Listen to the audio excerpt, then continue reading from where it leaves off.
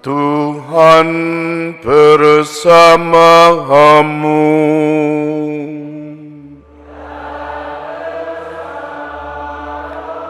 Inilah Injil suci menurut Matius.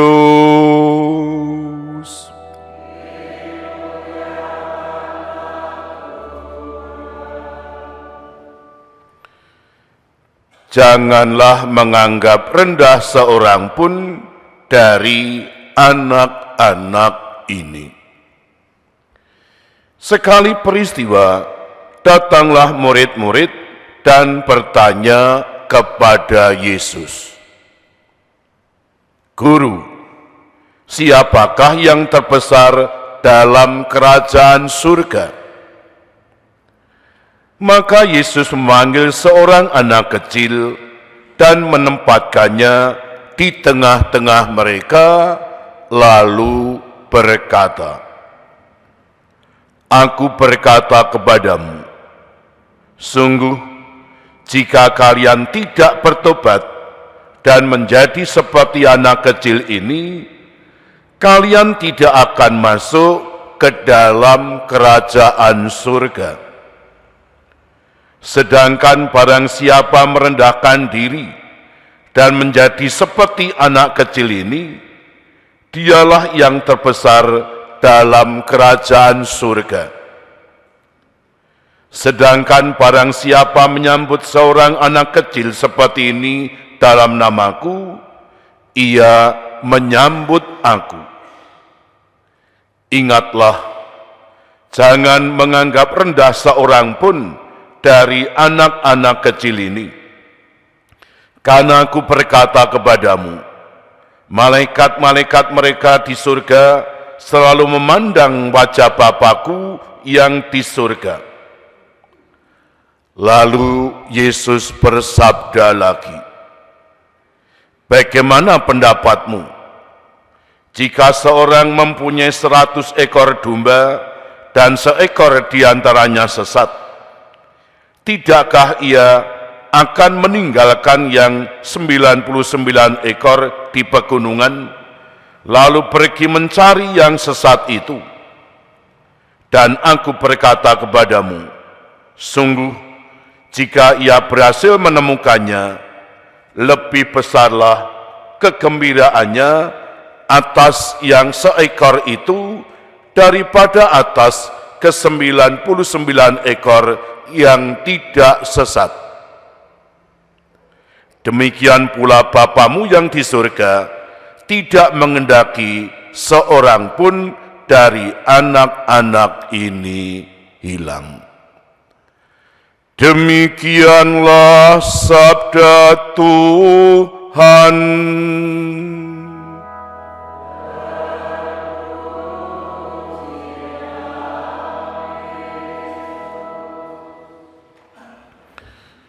Saudara, Bapak, Ibu, Saudara terkasih, selamat pagi berkah dalam.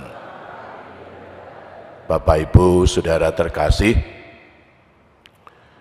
tiap Sabtu Minggu gereja ini kalau misa mesti ada anak-anak. Dan mereka itu kalau habis komuni mesti minta berkat bathuk.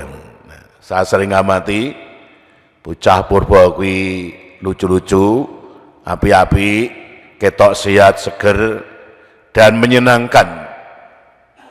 Dan kita orang yang dewasa ini menyaksikan anak-anak sak pola tingkai bocah kuwi nyenengke. Apa wae sing diomongke bocah kuwi yo nyenengke. Kenapa? Karena anak itu polos, lucu apa adanya, dan gambaran anak yang polos abadanya seperti ini, yang juga pernah digunakan oleh Yesus untuk mengajarkan mengenai spiritualitas murid-murid Yesus, seperti kita dengar dalam bacaan Injil tadi. Konteks bacaan, ada seorang murid Yesus yang bertanya, "Guru, siapakah yang terbesar dalam kerajaan surga?" Untuk menjelaskan pertanyaan ini, maka Yesus kemudian memanggil anak-anak, ditempatkan di tengahnya, dan lalu mengatakan, barang siapa menyambut seorang anak seperti ini, ia menyambut aku. Dan kemudian Yesus masih menegaskan, jika kalian tidak bertobat menjadi seperti seorang anak ini, kalian tidak akan masuk ke dalam kerajaan surga. Dengan menyatakan ini, Yesus mau mengatakan bahwa dalam diri anak terpancar semangat hidup yang baik. Apanya yang baik?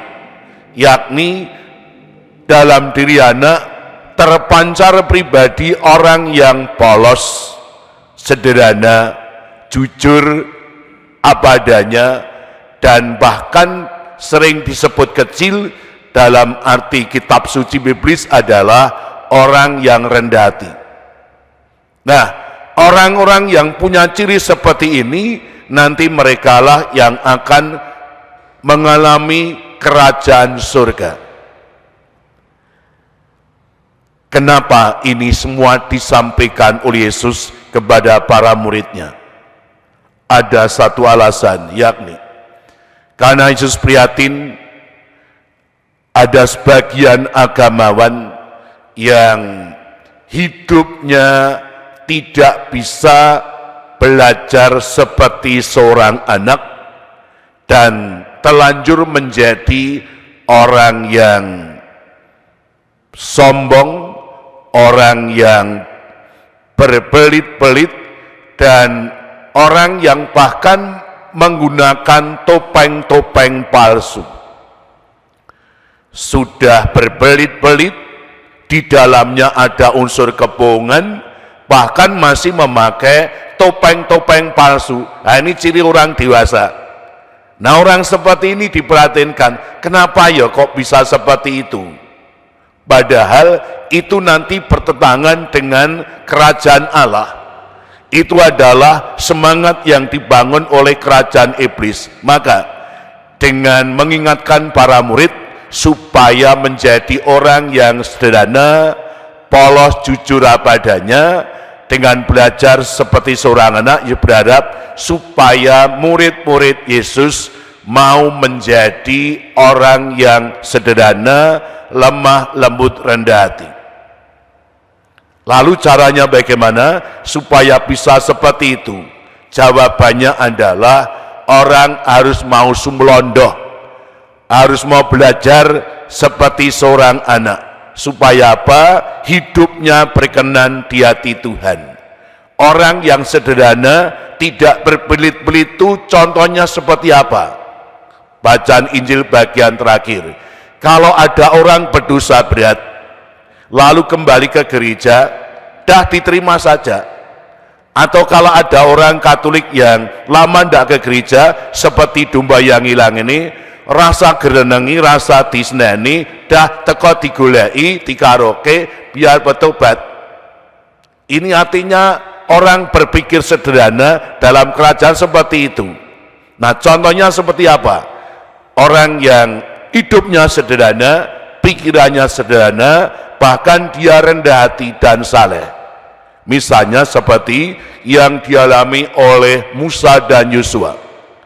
Keduanya adalah gembala orang Israel, orang yang sabar, saleh, teliti, tumemen, dan orang-orang gembala seperti ini bisa ngerengkuh gemateni umatnya.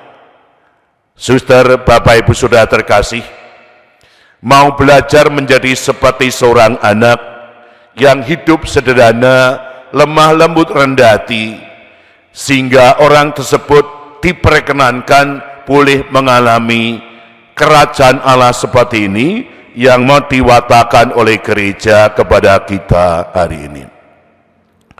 Nah, kita pun juga kepingin tetap berada dalam kerajaan Allah. Silakan belajarlah seperti orang anak tadi. Asal kita mau hidup sederhana, prasojo lembah mana anda pasar dah, itu akan berada dalam kerajaan Allah.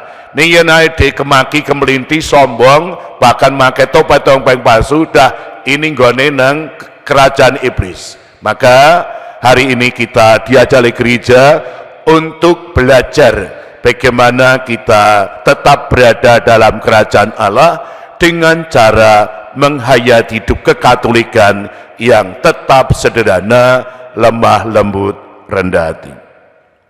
Kemuliaan kepada Bapa dan Putra dan Roh Kudus.